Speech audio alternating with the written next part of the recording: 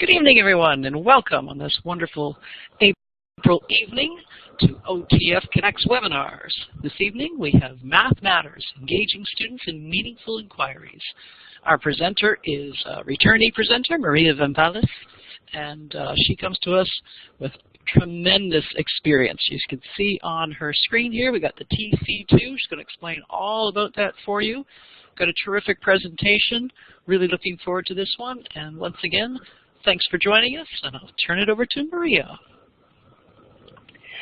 Thanks so much, Trish. Good evening to everyone. It's so wonderful to be with you. I always love connecting with Ontario's dedicated educators. This is such an incredible profession, and teachers spending their evenings continuing to learn really speaks to, I think, the quality of dedication and professionalism that's here. So I really thank you. And Rosalie, I feel really honored. I'm not sure how I can compete with Trinidad and Tobago, but I'm going to really try. I just wanted to get a sense, as we're getting started tonight, how many of you are familiar with the Critical Thinking Consortium? If you want to use the polling tool that Trish had mentioned.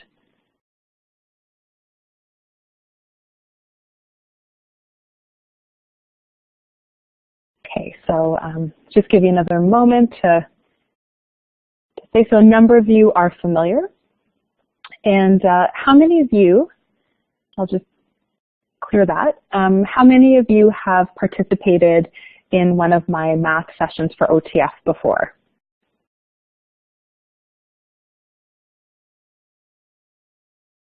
Okay, so a number of you have not, and for the person who has, Jan, welcome back. I hope, because I will be continuing to explore some of the foundations, I hope it's an opportunity to revisit those and just go deeper into it.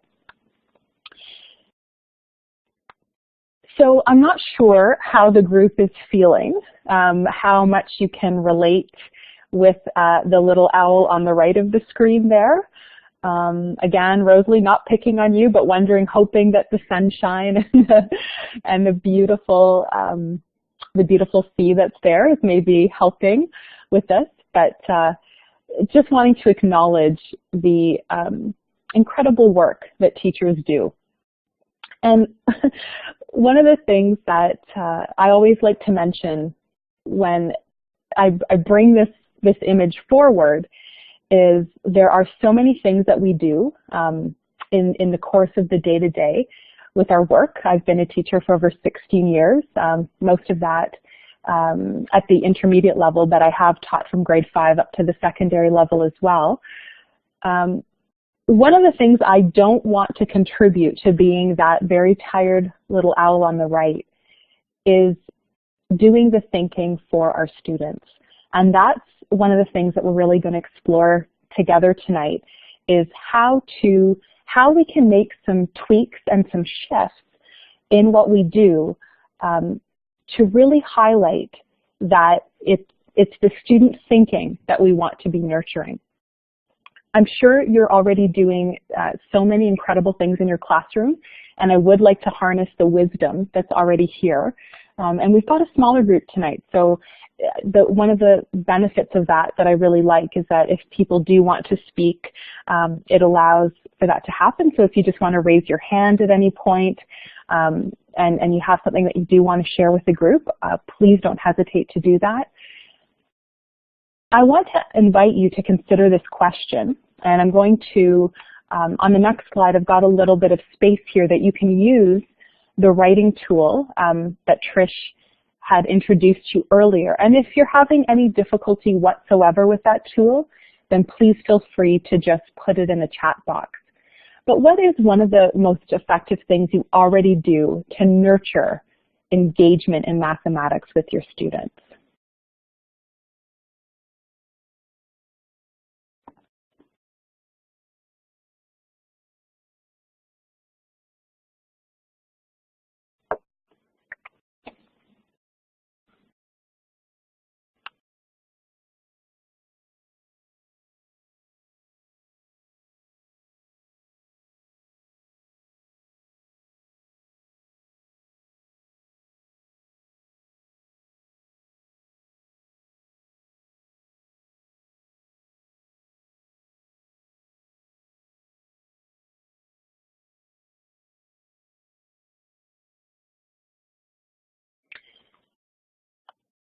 So already we're getting some answers that are testament to the great approaches that are here, giving students, inviting them into authentic problems and real life scenarios, questioning using Dan Myers, and we'll talk a little bit more about Dan Myers for those who aren't familiar, using Scratch to do geometry, celebrating mistakes to push learning and engage in real life math thinking, hands-on activities or challenges. So a number of things, collaborate and the collaborative thinking. Oh, shout out wall. I want to learn more about that. So I'm not sure who wrote that, but if you wanted to hop on the mic and share what the shout out wall is, or maybe type it in the chat box, I'm really curious. Math Congress, a great strategy to engage students in some thinking.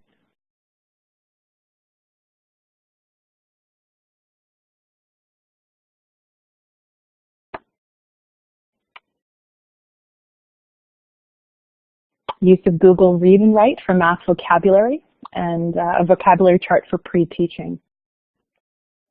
The cross-curricular connections with math in many areas. Thank you so much for sharing those. Again, this speaks to all of the rich ways in which you are seeking to engage students in mathematical thinking. Using clips as well, that's mentioned in the chat box. So what I'd like to invite us to explore tonight is not in any way a replacement of what you're already doing, but an enhancement. So we're really going to look at the ways that we can take some of this existing work that we're doing and find the opportunities to bump up the thinking. I find it's helpful to consider what we're doing in the mathematics classroom. The core piece of the work that we're doing is nurturing student ability to think like mathematicians. And we do that through the curriculum.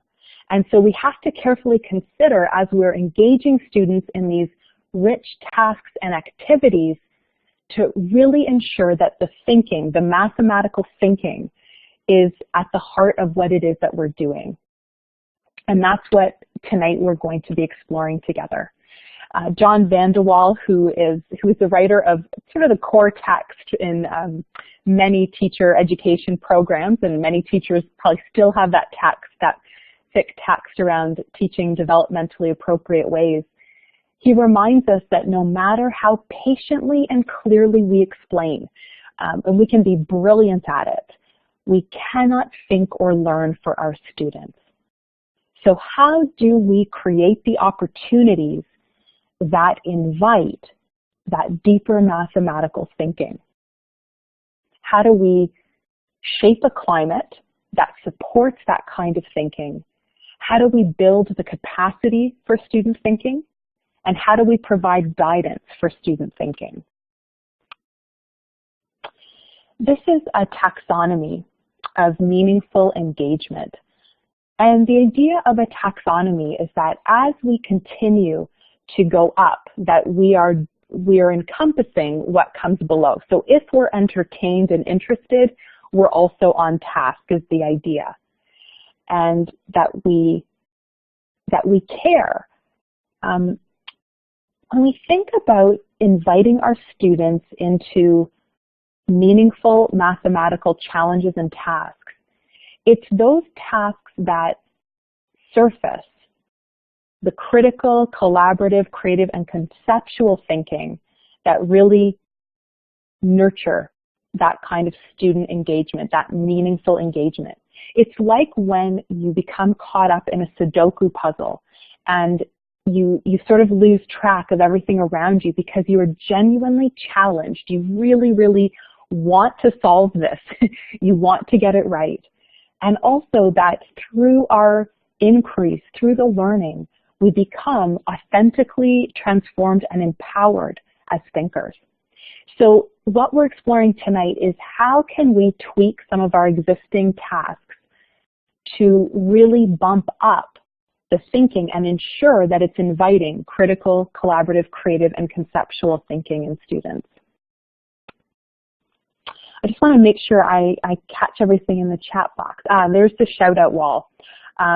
Stephanie, to praise students and for students to praise peers for academic and personal achievements. So suggesting different ways to answer a question, relating a problem to a real life situation, reaching out when someone was having a difficult time, respectfully problem solving. So thank you, Stephanie. You're really reminding me here of the wonderful work of Joe Bowler and creating the excitement about mathematical learning and the mathematical mindset, how important that is. And some people don't know that Joe Bowler was actually Dan Meyer's teacher. So a lot of the work that Dan Myers has done has come through the work and research of Joe Bowler. I think the addition we're going to be exploring tonight, for those of you who aren't familiar with Joe Bowler, I do encourage you to check her out. Her website, ucubed.com, has, I think it's .com, I don't think it's .org, but it has incredible resources available. The Week of Inspirational Math, many, many rich tasks and authentic problems. And what we're going to explore tonight is even in using, as I did, many of her resources, ways that I could enhance. This chart, which comes from the Canadian Education Association, What Did You Do in School Today? A large study on engagement, is a little bit dated now, 2009. So we are getting into a decade, but very significant in terms of the findings. I want to draw your attention to that darker orange place on this graph. I call that the sweet spot. What you'll notice is that as students are developing the competency and capacity while they're being challenged, that's when they become interested and successful. So how do we create the right conditions so that students are being appropriately challenged, but also simultaneously developing the skills that they need, the tools that they need in order to be successful? Because research continues to show that each of us needs to experience success 20% of the time to get that little dopamine hit in our brains that keeps us engaged with a challenge. So if we evaluate too soon, students may disengage and feel like, I'm not good at this. And sometimes for those of you teaching perhaps in the intermediate grades, we know that at times students come to us already having decided whether they're math people or not. And so we spend quite a bit of time trying to shift their thinking and create a different kind of sense of themselves. So the question we're really asking at this point tonight is how we might effectively design tasks to engage students in meaningful mathematical thinking. So I'd like to invite you to consider this little challenge in front of you and just get a sense of the kind of thinking that is involved in this challenge.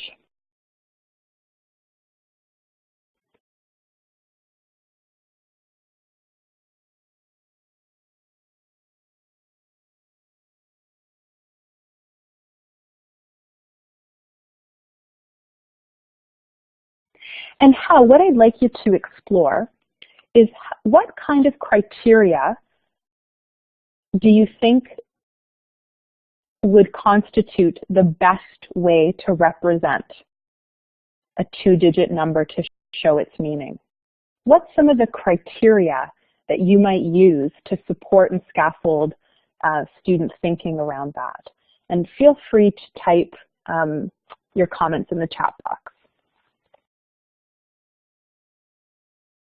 So student learning style could be one of the elements of the criteria.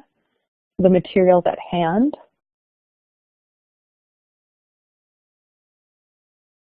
Depends on which grade. So representing how muchness or quantity. Okay, so these are some great ideas. Any other thoughts about how we might support student thinking around the best way to represent a two-digit number?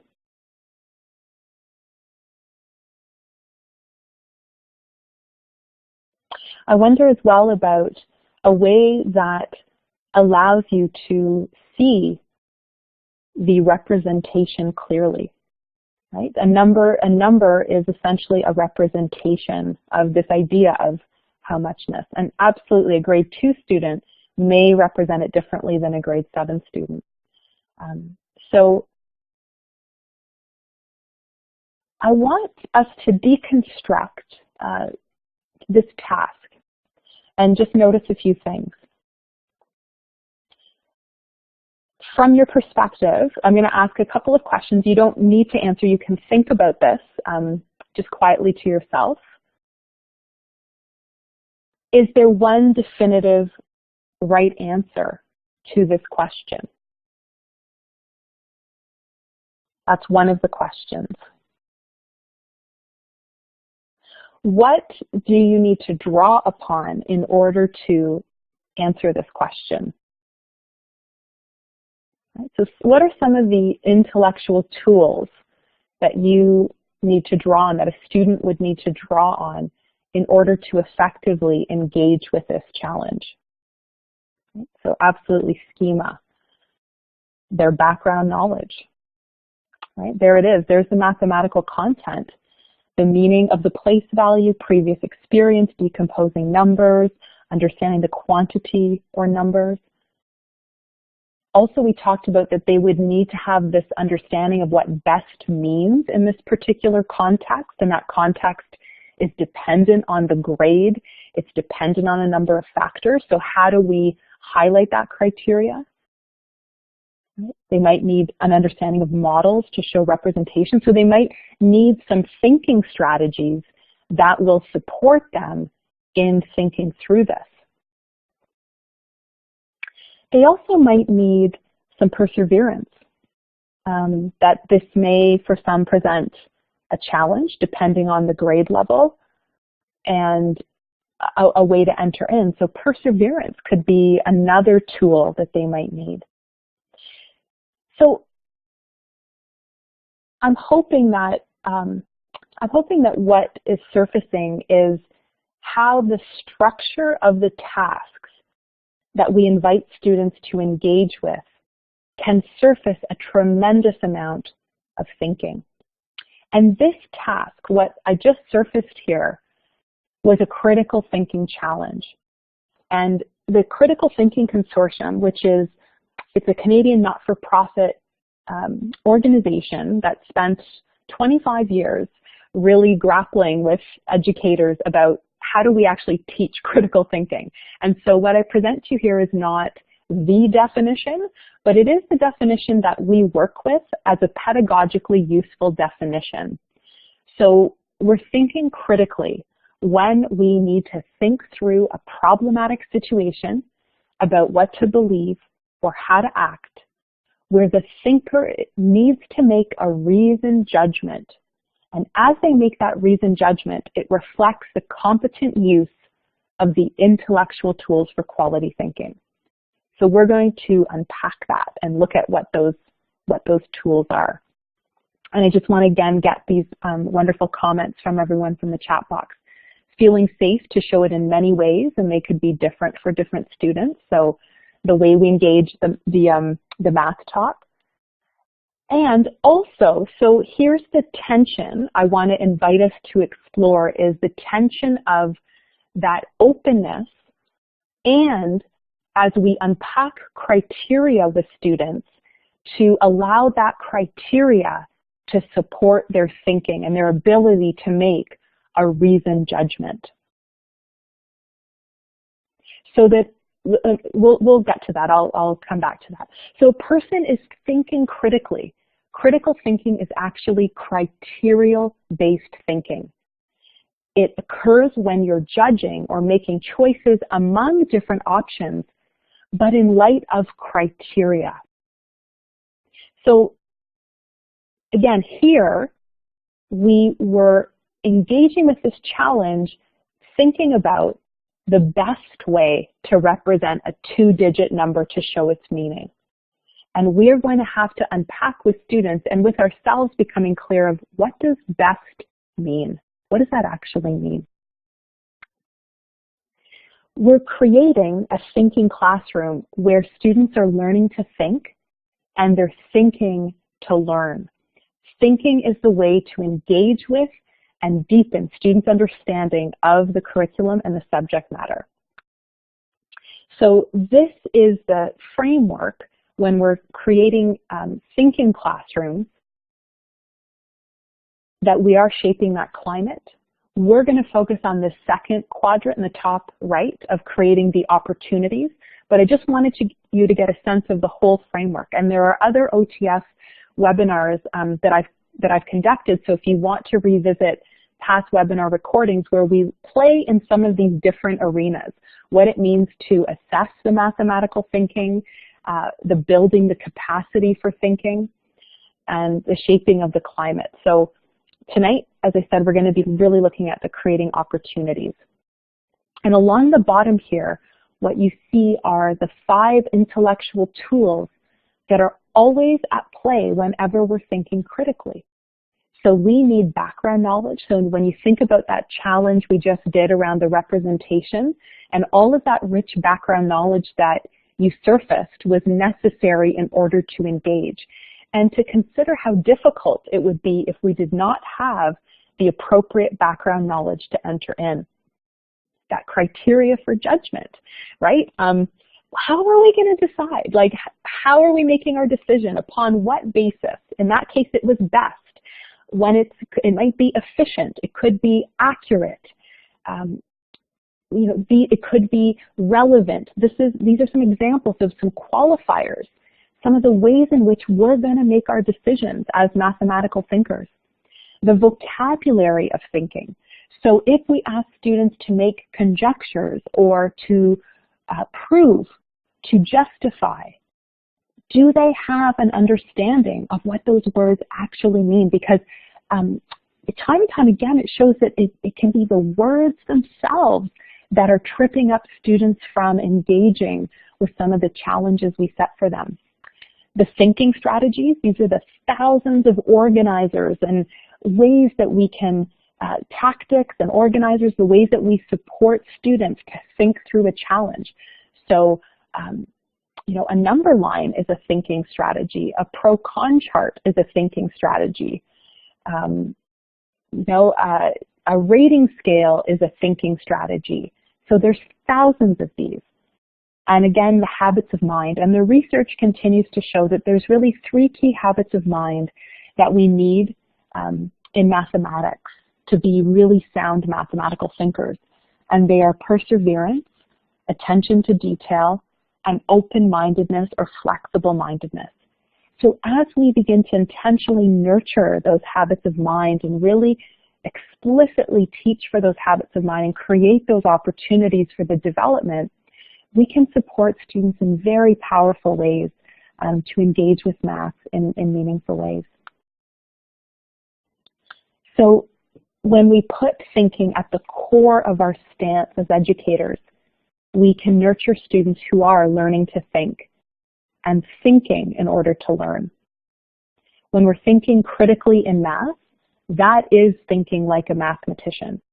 So now the question becomes, how can we bump up the critical thinking in any math task that we invite students into?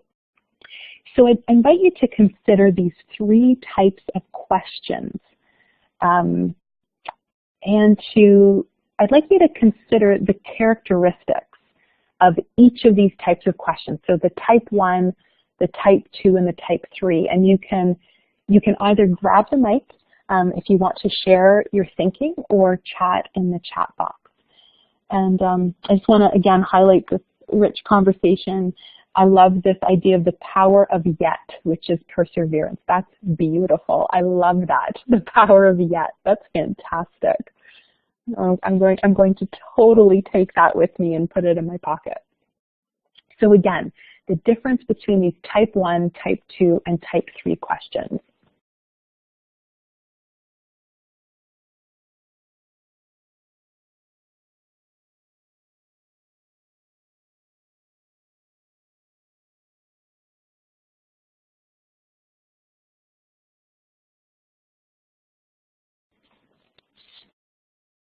And just give people a little bit of time. I see some people chatting, and I will scoop up those comments, but I just want to give people a little bit of think time here.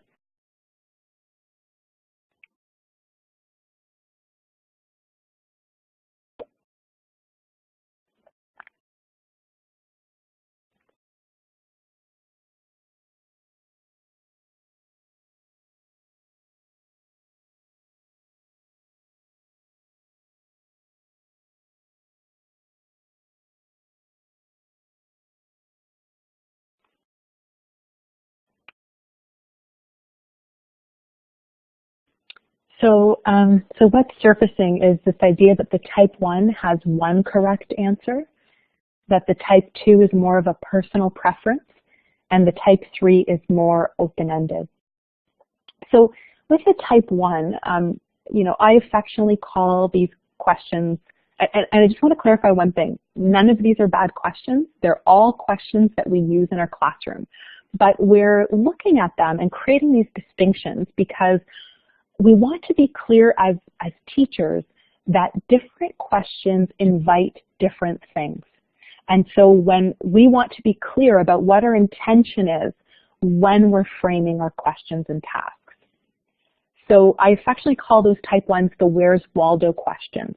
An answer exists, it just needs to be found or retrieved or calculated, right? There is a definitive right answer. The type 2s are really, they're a gut response. There's no right or wrong. I mean, do you enjoy finding patterns? No, I can't argue with you. That is your, that's your feeling. You either enjoy it or you don't. So it is that personal preference. And the type 3 questions, they do require some curiosity and some investigation. There's not necessarily one right answer. It doesn't mean that every answer is a good answer, though, right? There's at least 2 options, plausible options, and that's one of the characteristics of a good critical thinking question. There are multiple plausible options, and multiple could be as little as 2, but that with justification and reasoning and evidence, you could make a case for the decision you come to, right? And there is some implied criteria that's guiding the decision making, right? So some hidden criteria around plausibility, around accuracy, around relevance, right? So, and sometimes it's helpful to pull that criteria right up front, and we'll look at some examples of that. I just want to take a moment and do a quick check-in about how everyone is doing, if this is going too quickly, if the pace is okay, if you want to give me just a quick check or a sign that, or if you have a comment right now, something I might do differently. I'm happy to just get your feedback to ensure that our time together tonight is worthwhile and meaningful for you.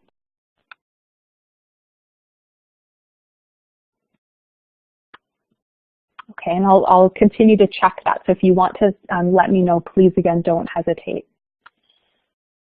So how can we translate this understanding of effective questions into setting up critical challenges, both large critical challenges, and we'll look at some examples of that, and small, and in the consolidation questions that we ask, in some of the provocations that we put forward to students? How can we take even the rich tasks that are out there? Again, I mentioned to have done this with Jo Bowler's work. I love her work, and I've taken it and I've done some things to just really bump up the thinking and the scaffolding for students. So again, we want to make sure, and I will create a PDF of this presentation, by the way, and post it. I'll send it to Trish this evening, and it can be posted on the site after the fact along with the link. So you don't have to worry about copying everything down in case there's something you're interested in. But as we mentioned before, a critical thinking task has to provide or generate options. It requires reasoned judgment, where you have to arrive at a choice, a conclusion, a decision of some kind. where you're using criteria to assess the options while you're making your decision, and that you need to use evidence to support that judgment. So ultimately, you've got to provide some, in this context, some mathematical proof and evidence about how, why, and how your answer is found. So here's an example of a little bit of a bigger critical challenge, and this comes from Peter Lilhart's website, and we will post that link for you via OTF. He's a teacher educator out in University of British Columbia, I believe. And what I did is I took his task, which was create fair teams of 2 people for a game of pickup. That was his task. And I just made a small little tweak. And I want you to consider what making that tweak did to a quite open-ended question. So create the most fair teams of 2 people each for a game of pickup.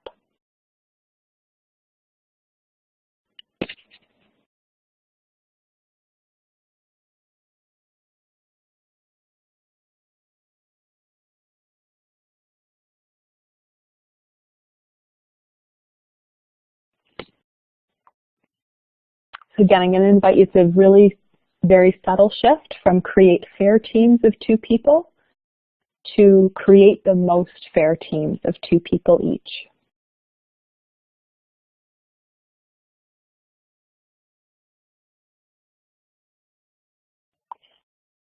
And again, considering what will students need in order to enter into this challenge.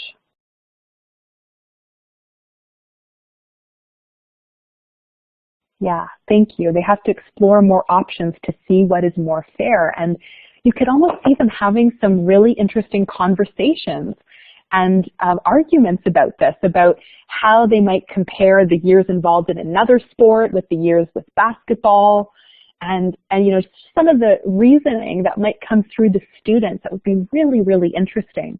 And of course, how with them you can decide, it'll be your professional judgment about whether you'll provide them with the criteria for fair, whether you'll have students generate the criteria, or whether you'll co-construct the criteria.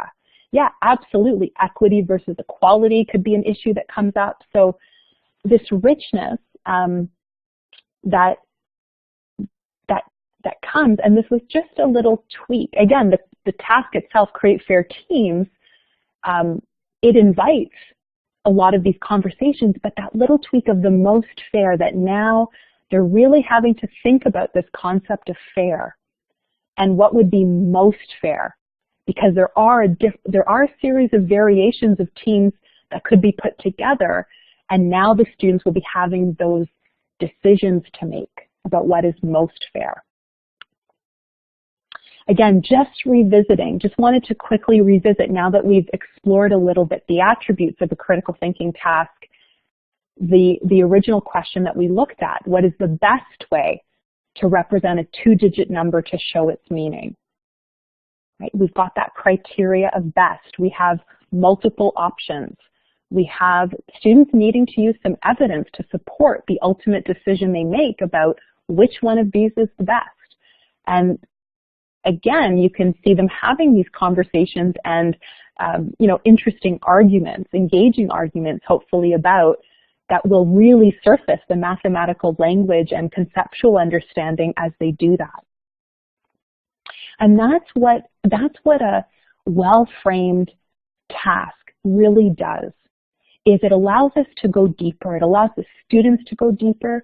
It generates and provides opportunities for deeper understandings of the mathematical concepts and vocabulary, the representations, the tools, and that's why our questioning is so important in what we're doing. Here's 2 really quick and easy frames that we're already using, but even that question, does this answer make sense? Does this solution make sense? Does this question make sense? And also, which of these, similarly, strategies is most effective? Which of these solutions is most effective? right? So little frames we can ask students, invite them into, and also to unpack with them, what does it mean for an answer to make sense?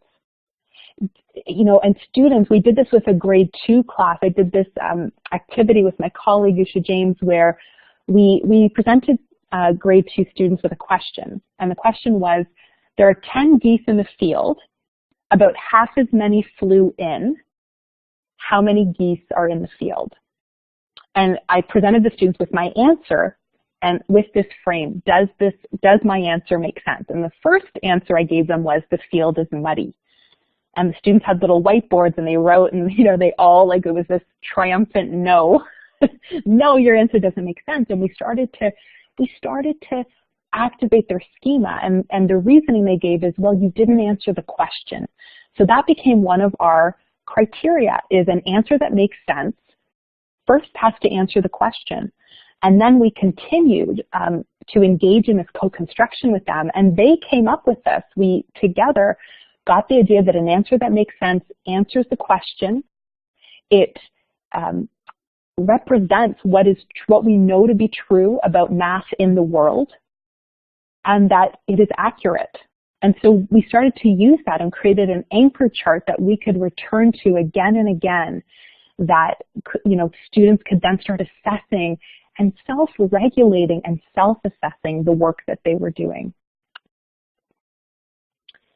So again, just hoping that as you're thinking about this question, and perhaps you've got a little thought space going where you're writing down some of these ideas. So I hope that we're generating some thinking around this question for you tonight. How do we effectively design tasks to engage students in meaningful mathematical thinking? So how else can we integrate critical thinking prompts into open-ended questions? So here's another question, another open-ended question that we might use. Priya multiplied 3 numbers and got a product of 60. What might the 3 numbers have been? So now this is open-ended. There's some rich thinking involved. So how can we integrate a little more of that intentional critical thinking prompt?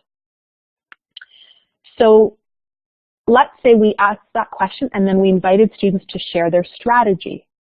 And we got, let's say these were 2 of the solutions that maybe we presented with students, for example, or that students presented to each other, different strategies that they used.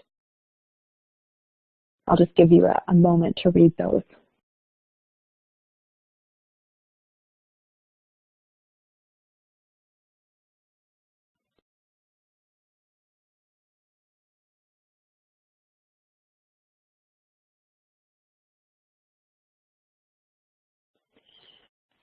So we've got 2 strategies and some, really good mathematical thinking in both.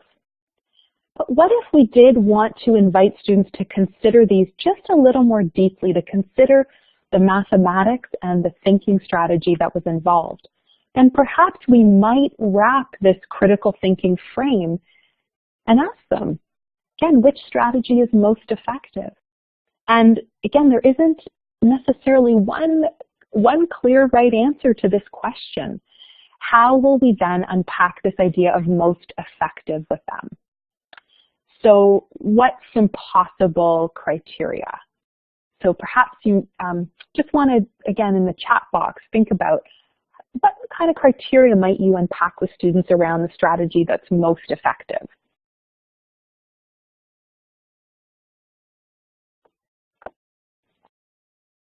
Takes the least time. Yeah, so the efficiency for sure. Accuracy, efficiency. So here's, again, some possible, uses what I know best or to be true. So some possible criteria. This is not definitive. Again, all the criteria that's been surfaced here, some of it you see and some of it you don't, and all of it that was generated by all of you is really sound. So it could be that we decide that an effective strategy is efficient, it's well understood, and it's reasonable and or accurate. So, right, what does it mean to be efficient? We might need to further unpack that with students. It incorporates previous math knowledge to arrive at a solution more quickly. I understand what they are doing. The solution makes sense and leads to a correct answer. So again, thinking about the way we're deepening the self-regulation, the self-assessment of thinking, and if we posted these prompts, these thinking prompts, this criteria to guide students, how that might support and take us back to one of our earlier slides when Bill Vanderwall said, right, we can't, no matter how patiently we explain, we can't do the thinking for our students. So how does this help scaffold students to be more independent in their thinking? Yes, exactly. Working smarter, not harder, is what we know to be true. So we've got the Critical Thinking Consortium. We've developed what we call the 6 prompts, the 6 ways we believe you can take any question and frame it as a critical thinking question. So here's some in the consolidation phase of learning I just took and used these 6 prompts to turn them into a little critical challenge. So decide if a solution is effective. So now that we have that criteria, look at this solution, and now you're going to have to assess it and determine whether it's effective or not. Judge the better or best is when we're considering 2 or more options and using the criteria to decide between them. So that's the one we just did. Which one of those 2 was most effective?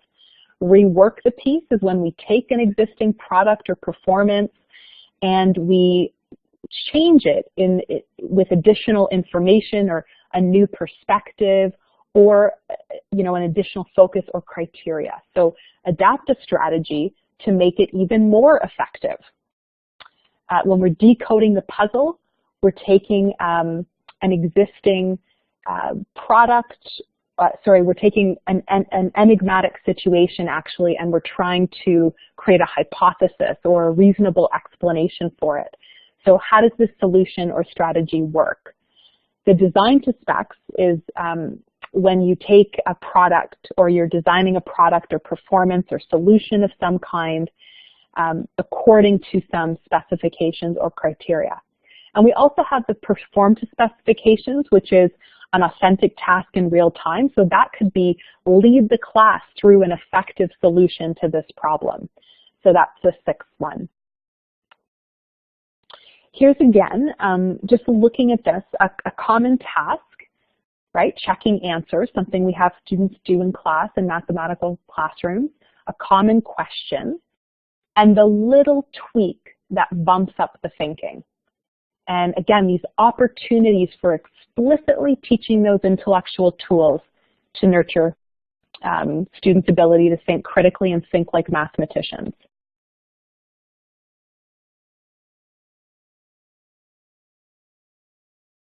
Right, and having to go over their answer, and this does take, here's where those habits of mind come in, because I'm sure we can each imagine some of our students who might groan like, this takes a lot of focus and that perseverance that would come in to going over an answer and perhaps circling clues or underlining evidence and reconsidering the conceptual understanding and all of those connections that this tweaked question is essentially demanding, inviting in different ways for us to do. Another common question, what is the problem about? Or how would you state this problem in your own words? And here's a few examples of, again, these questions that can be tweaked for deeper thinking.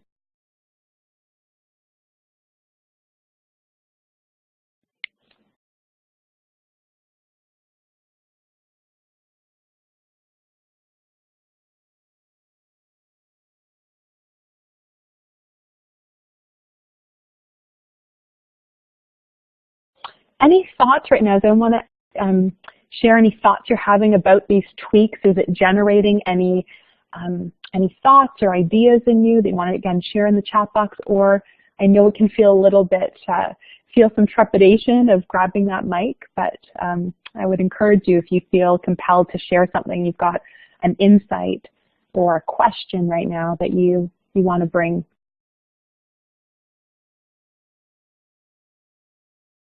Yes, absolute communication is definitely that issue. So what are the different ways that we might ask students to communicate?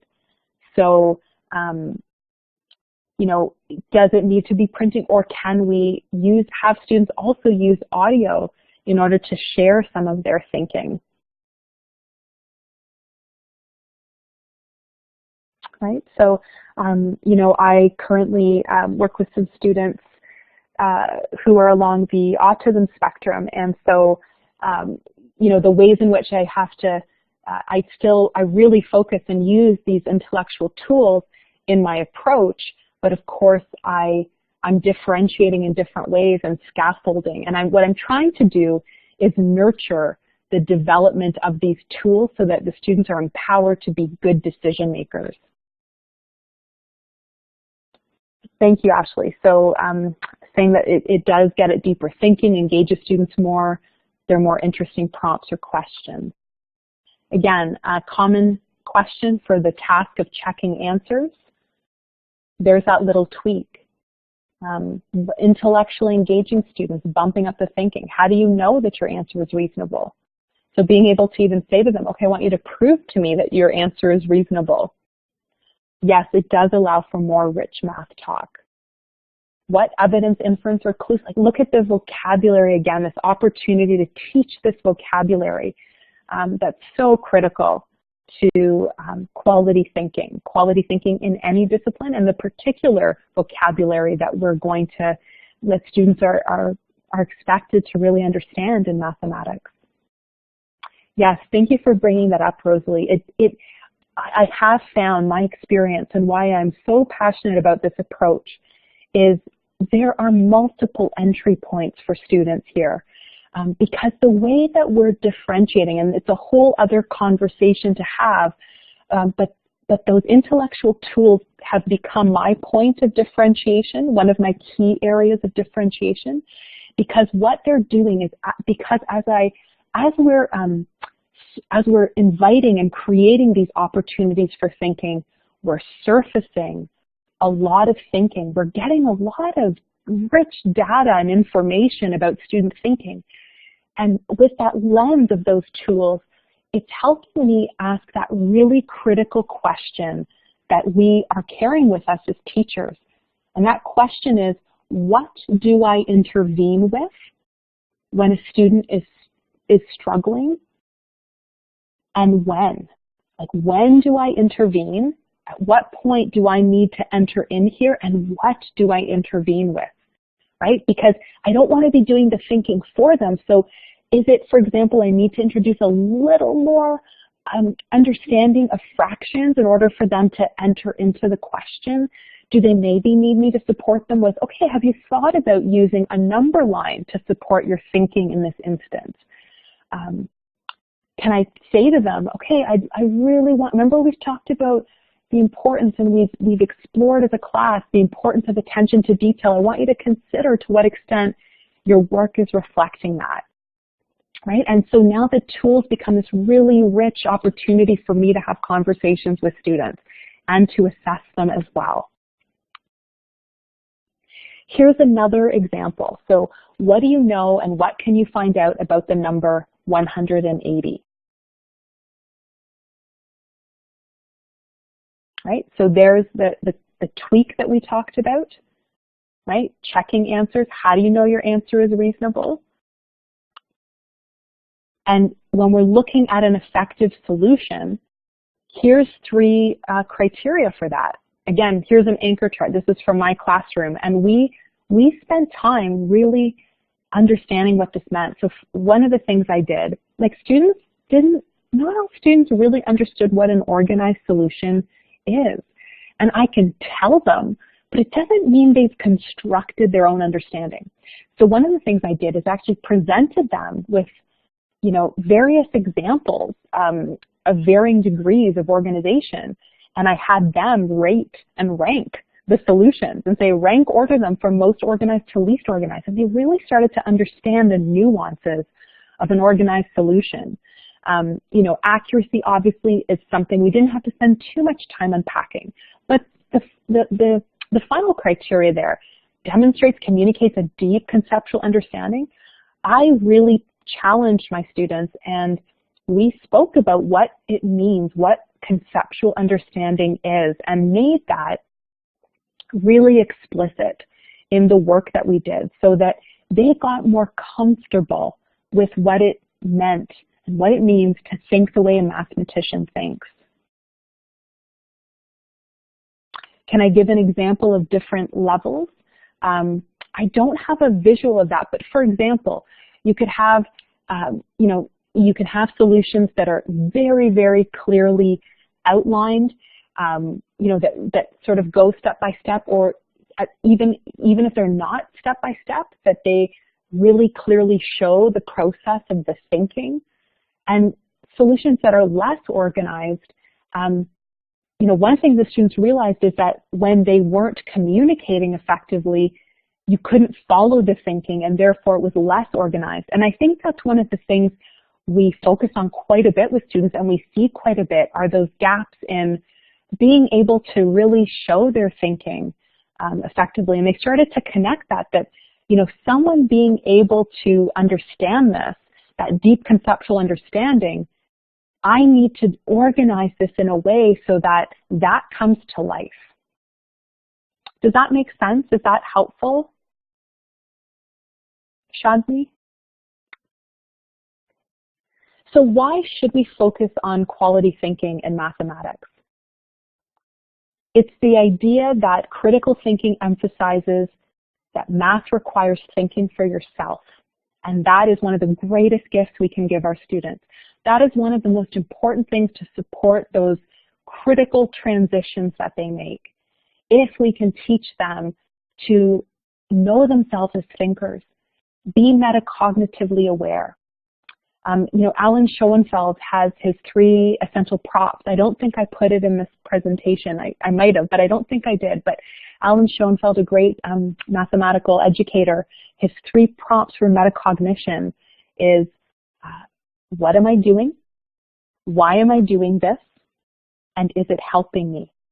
And I actually made a little laminated card for, you know, some of my students who really wanted that, like when they struggled to enter in, or they would go off track, like they just start doing something to do something and it wasn't necessarily leading them into an accurate solution. And to slow down and ask those prompts, what am I doing? Why am I doing this? And is this helping me? That we help students with that. And also the thinking, as you can see, all the different ways that we're really surfacing this kind of thinking, it gives us as teachers many more options for adapting instruction. The true test of our evidence of impact, I believe, as teachers, is really comes from what we notice when we make the kind of interventions we do. And it's that when we're able to be flexible and adapt because of the feedback we're getting from how students are responding to the learning opportunities that we're creating and trying to support them with. So again, here's another example, you know, for a more junior grade level. Which of the following, like getting the students to really think about this mathematics at that conceptual level, which of the following do not belong with the others? Okay, I'll just give you a moment to look at that challenge a little bit.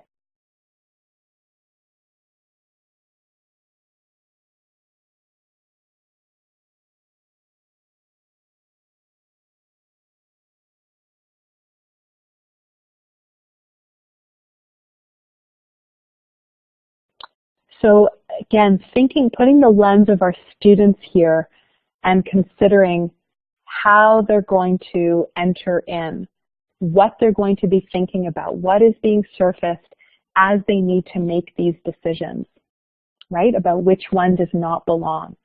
And how sometimes this, you know, work that we're doing that we break up into parts doesn't allow them to see and make these connections where it comes together, right? They start to see different representations, and that can lead to these great aha moments for them.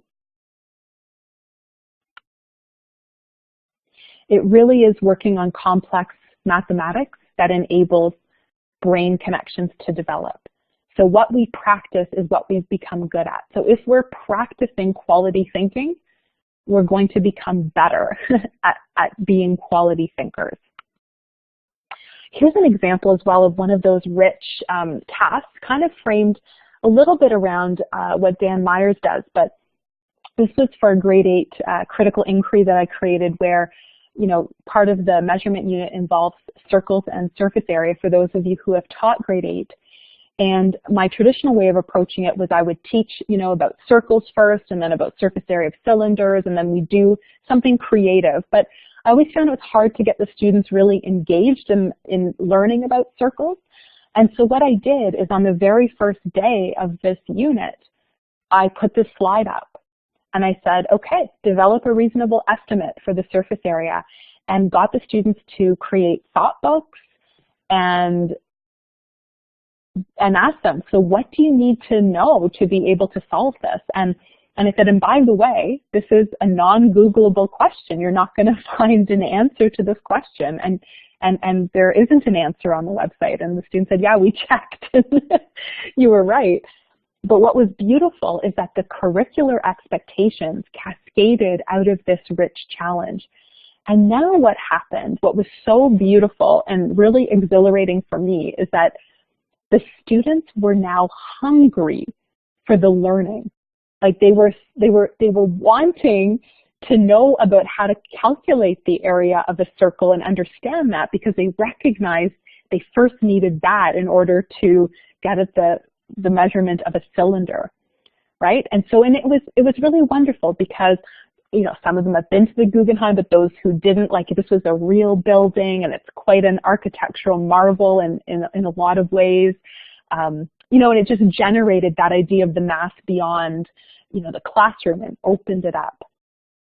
So, and then the thinking was scaffolded. So it's this idea too that with a rich inquiry, we can invite students to predict and speculate and offer initial ideas that can sustain inquiry over time. And rather than proof of learning, so rather than giving them the question about the Guggenheim at the end of the unit, put it right up front and make that the driver for the learning. So make the students hungry, as I said, for the learning. Like, it was pretty fantastic to have, you know, grade 8 students literally actually say to me, you know, are you going to teach us about cylinders? Because I really need to understand that in order to, you know, in order to solve this.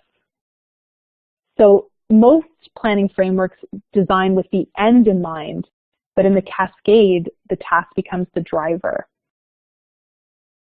Yeah, so I'm just going to get Ashley's comment here. Rather than the teacher front-loading and then trying to get students to problem solve, too many teachers say they can't problem solve until I teach them all the skills first.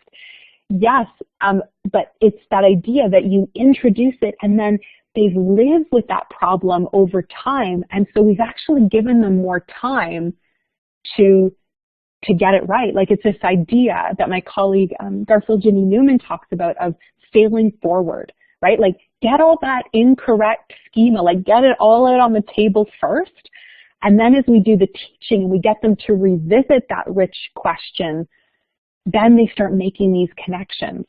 And that's when we're building these deeper understandings.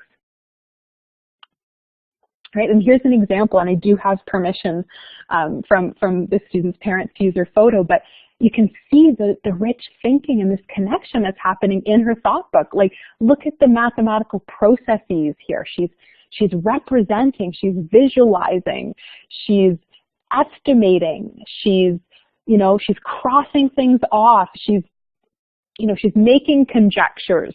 You can see, in a sense, that thinking. We're talking about making thinking visible. You can see, you know, this rich thinking that's starting to become visible for her, right? And again, here's an example of then, you know, some constructivist lessons where the students are building their conceptual understanding of circles. So we do some of that, right? We go off and we explore circles, but then we keep bringing it back to that rich task, and it's so much more meaningful for the students. Like, now this learning has this authentic challenge that they're caught up in, right? Going back to that engagement taxonomy that I introduced earlier. Yes, thank you for this point, Chandni, that the word estimate, it is a relief. It's this idea, it's the idea of students that they can be iterative, right? That they can revisit their thinking. I think this is one of the most important things that we can nurture in students, right? That it isn't like there is one answer, like this idea of, but it's a reasonable estimate. So we want to build their understanding of what a reasonable estimate actually is, right? And you can see the question that came out of that lesson, and the TB stands for thought book, is what is the most important connection between circles and the Guggenheim inquiry? So again, using that, the more directed but constructivist lesson, let's bring it back to this richer task, having students make those kinds of connections. Right? And so this is what we mean, we're building the background knowledge, right? We haven't not taught them about the area of a circle, but rather than starting there, it was our second step.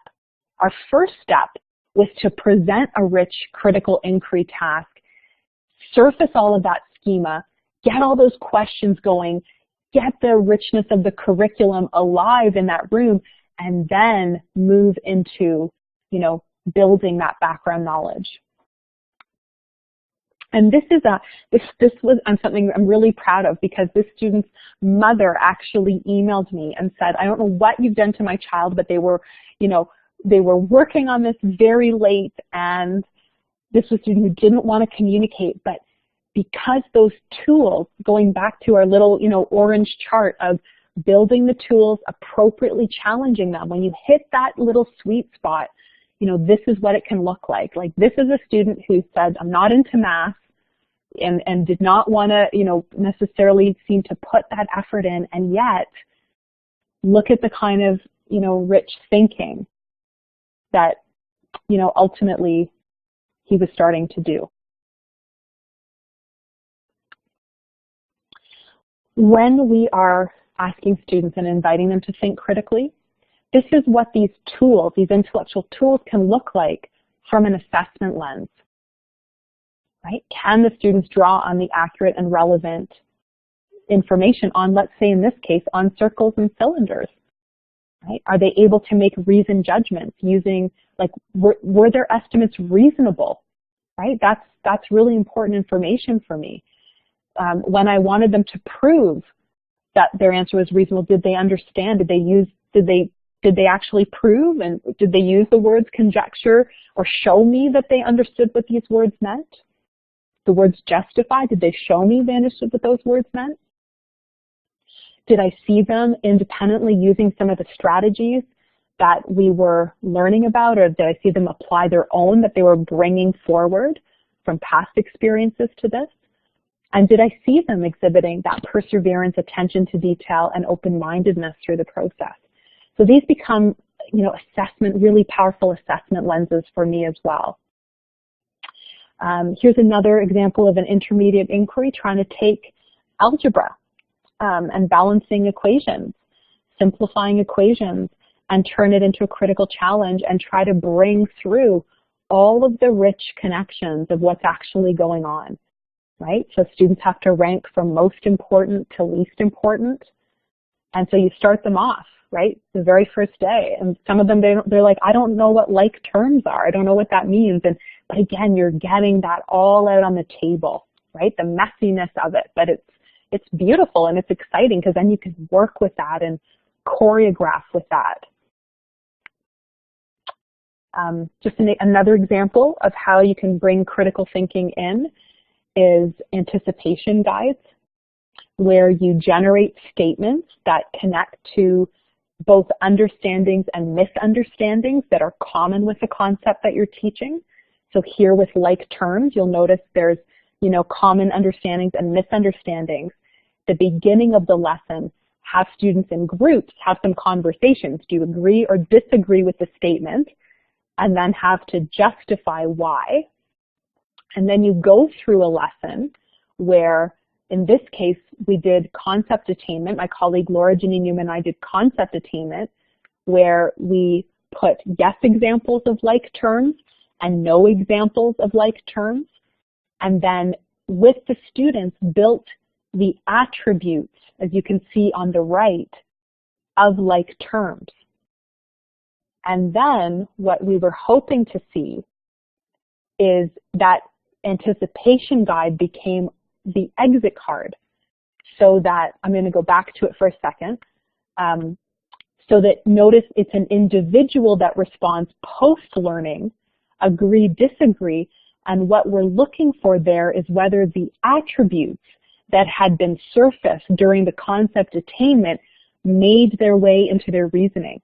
And that becomes feedback for us, because what true feedback is it tells us, where do I go next, right? For both teacher and student. This exit card is feedback for me about where I go next. And then any feedback I give for students is ultimately what the message should be, is where do you go next to keep growing? Right? Here's another junior example of a very rich critical thinking task. Right? The money story with the happy or sad ending.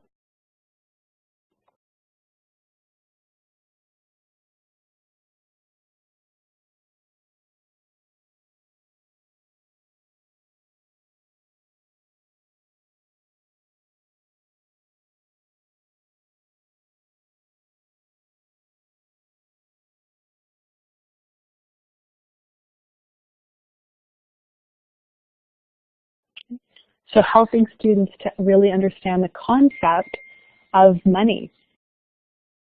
Right? I'm hoping you see some of the rich thinking that this kind of task generates. We know that a student really understands something when they're able to do this with the learning. They can explain it to us, they can teach it, we see them using it independently, we see them combining it, we see them comparing, contrasting, creating differently, relating it, questioning it, transferring it, generalizing it, assessing it, discovering it. So this is how we know that a student really understands. And so our assessments should provide opportunities for us to really see this. And I did want to share, if you go to our website, tc2.ca, and you can check on our list of partners. And if your school board is a partner, the good news for you is that it means you can create an account by logging in, and it gives you a prompt to create an account. And if you use your work email, so your board email, if your board is a partner, that means you have access to thousands of resources that are available in many different subject areas. So we do have in a number of different subject areas. So you can check. If you unfortunately aren't a partner, there are still a lot of resources for free on our site, but there are a number that aren't. And you can certainly purchase a $40 individual membership that will give you access to all of those resources. So perhaps you've got a little bit of a budget in your department, and it's something you might want to do if your board isn't a partner.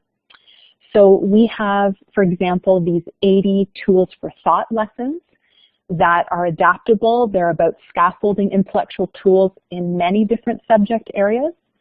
But the ones that most closely connect to the mathematical thinking we've explored is we have some wonderful tools for thought lessons on visualizing a math problem, analyzing a math problem and checking the solution, writing reflectively in math and science, monitoring problem-solving progress, organizing data in a table, and inference, where you can insert a math example into that. So that's an example of some of the tools for thought lessons that we do have available. We also have in the resources section areas that are for teachers, and I'm including one in the resource list for you, is little tip sheets on deepening mathematical reasoning. So take some of the ways of tweaking that we've explored tonight and just gives you some different examples of how you can tweak mathematical reasoning. So there are also those tips for teachers, they're called as well. And again, this is what you would do if you were creating an account. If your board is a partner, you'd log in on the right, and then it will create this prompt, create an account, and you would use your work email. So you would use your board email in order to be able to access that.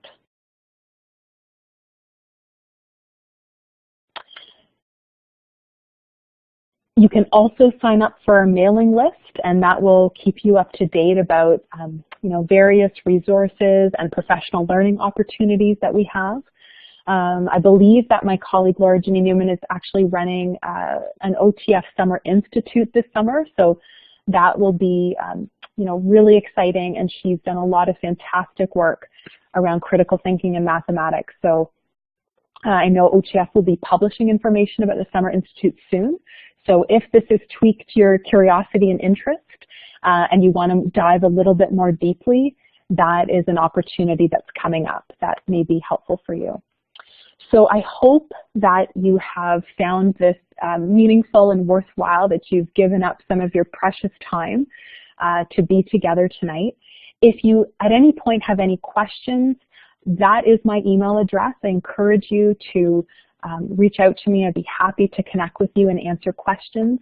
I am on Twitter, posting about a number of different things. I'm also very passionate about citizenship education, so I also post quite a bit around citizenship education, and I will be offering a summer institute on citizenship education this summer in Kingston. So if that is of interest to you or some of your colleagues, I'd be happy to see you there.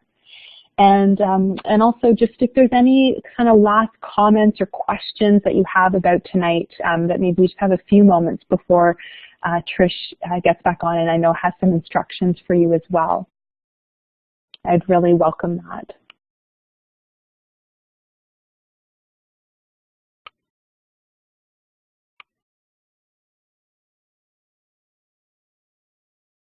So any comments or questions? I think I see someone is writing, so I'll just wait a moment.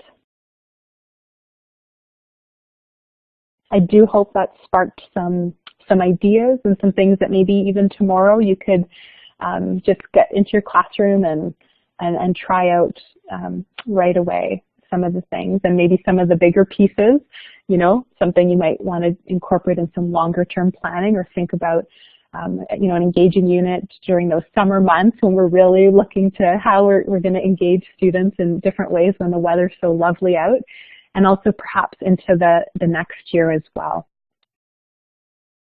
So thank you so much. So Trish, I think I will turn it over to you. Sure, thank you, Maria. That's wonderful. I see maybe some others doing some chatting too in there, but I'll keep going and you can monitor the chat there. I'm just going to stop the recording.